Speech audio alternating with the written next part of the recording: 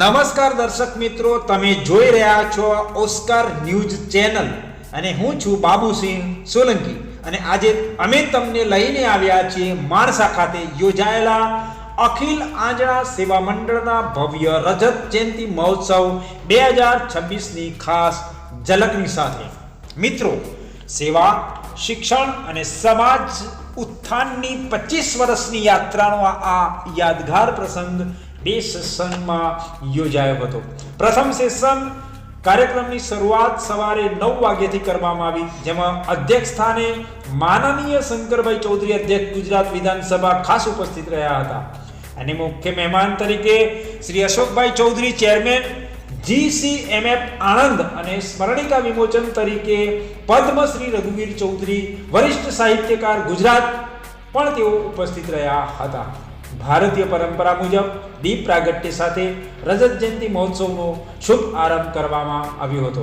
આ કાર્યક્રમની સૌથી ગૌરવપૂર્ણ ક્ષણ ત્યારે આવી જ્યારે સંસ્થાના અધ્યક્ષાપક દાનવીર અને કર્મવીર શેઠ શ્રી હરિભાઈ ચૌધરીનું રજત જયંતિ નિમિત્તે 86 કિલો ચાંદીથી રજત તુલા કરીને ભવ્ય સન્માન કરવામાં આવ્યું હતું. આ ક્ષણ દરેક આંજણા સમાજ માટે ગર્વની ક્ષણ હતી. ત્યારબાદ વિદ્યાર્થીઓ દ્વારા સુંદર સાંસ્કૃતિક કાર્યક્રમ રજૂ કરવામાં આવ્યો અને ઉપસ્થિત તમામ અતિથિગણનું સન્માન પણ કરવામાં આવ્યું હતું. પ્રથમ સેશન બાદ ભોજન પ્રસાદીનું પણ આયોજન કરવામાં આવ્યું હતું અને બીજા સેશનમાં વાત કરીએ તો બપોરે 2:30 વાગે શરૂ થયો. મિત્રો, હવે વાત કરીશું કાર્યક્રમના બીજા સેશનની, જે બપોરે 2:30 વાગે શરૂ થયો હતો.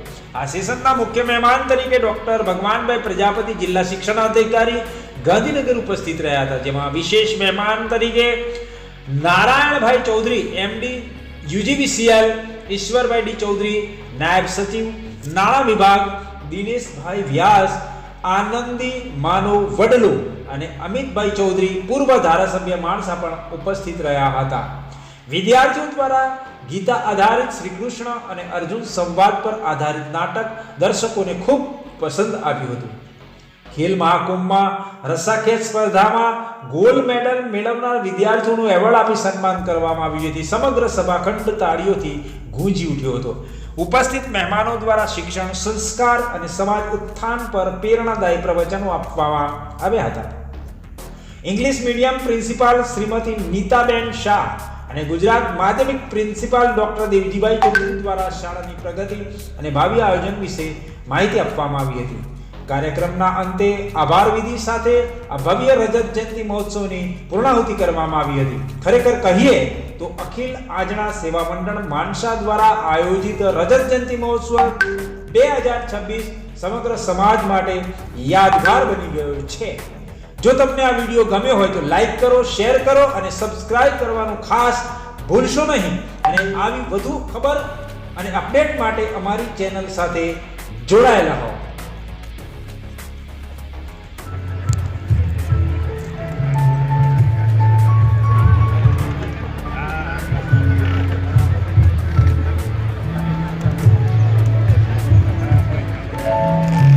ખૂબ ધન્યવાદ.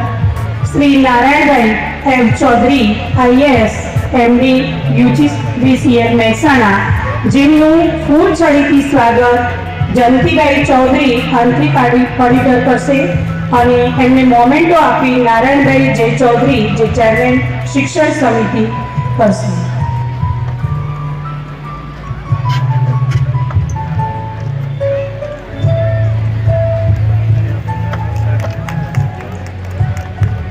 તાળીઓને 50 ના રાખીએ, અમને એમ લાગે કે પછી બધા. પણ અગાઉના જે વક્તાઓએ વાત કરી હતી કે ભાઈ ઘણા બધા મોબાઈલનો દુરુપયોગને મેં ઘણી જગ્યાએ આમ જોયું છે કે આમ જમવાનું બનાવતા હોય ને તો પણ વળી પાછા છોકરાને કે એની દીકરીને કહે કે આમાં જોતો જરા સ્ટેટસ આમાં આ ચડાવી દો તો, અને વળી પાછા થોડી વાર થાય એટલે વળી બીજાને પૂછે કે જો તો આમાં લાઈક કેટલા મળ્યા છે. હવે જો આટલી હદે જો ઘરના માતા પિતાઓમાં પણ મોબાઈલનું થોડુંક વળગણ વધી ગયું હોય તો બાળકો તો પછી બહુ દૂરની બાબત છે. બાળકોને તો થોડાક શિક્ષકો પણ એમને સમજણ આપશે. હું વધારે અતિશયોક્તિ નથી કરતો, પણ આ સત્ય હકીકત તમારા ધ્યાને મૂકું છું. મારો સન અત્યારે નિરમા યુનિવર્સિટીમાં ફર્સ્ટ યરમાં કોલેજમાં છે. એણે મોબાઈલ હમણાં કોલેજમાં જવાનું શરૂ કર્યું ત્યારે એને શ્રી ખરીદ્યું. ઈશ્વરભાઈ ડી ચૌધરી, નાયબ સચિવ શ્રી નાણાં વિભાગ, ગુજરાત સરકાર, જેમનું ફૂલછડીથી સ્વાગત સુરેશભાઈ આચાર્ય કરશે અને મોમેન્ટો આપી અમૃતભાઈ વેનારાયણ ચરાડા એમનું સ્વાગત કરશે.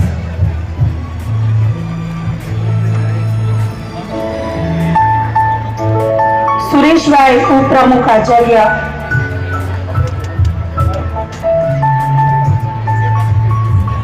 અમૃતભાઈની જગ્યાએ ડીકે સર એમનું સ્વાગત કરશે, જેને હું મોમેન્ટો આપી ડીકે સર સ્વાગત કરશે ઈશ્વરભાઈ ડી ચૌધરી. અને મારા 11મા વર્ષ કાર્યકાળ દરમિયાન મને ત્રણ પ્રમુખ મળ્યા, ત્રણ મંત્રીઓ મળ્યા અને ત્રણ વાર મારું મેનેજમેન્ટ મને મળ્યું છે. તો તમામનો ખરેખર હું આભાર માનું છું. અને શ્રેષ્ઠ શ્રી હરિભાઈ સાહેબ તો એટલું જ કહેતા હતા કે માણસને માત્ર ને ભૂલને પાત્ર, ભૂલ થશે તો આપણે કંઈક શીખીશું. સતત માર્ગદર્શન. ત્રણેય પ્રમુખશ્રીનો સરસ માર્ગદર્શન હેઠળ અમે આ સ્કૂલનું સારું સંચાલન કરી રહ્યા છીએ. અને એના આધારે આપ સૌ દેખી રહ્યા છો કે માણસાની અંદર ડંકો નહીં પણ ગાંધીનગર જિલ્લાની અંદર આ સંકુલનો ડંકો વાગી રહ્યો છે. તે બદલ હું મારા માતા પિતા તથા શિક્ષકોનો આભાર માનું છું.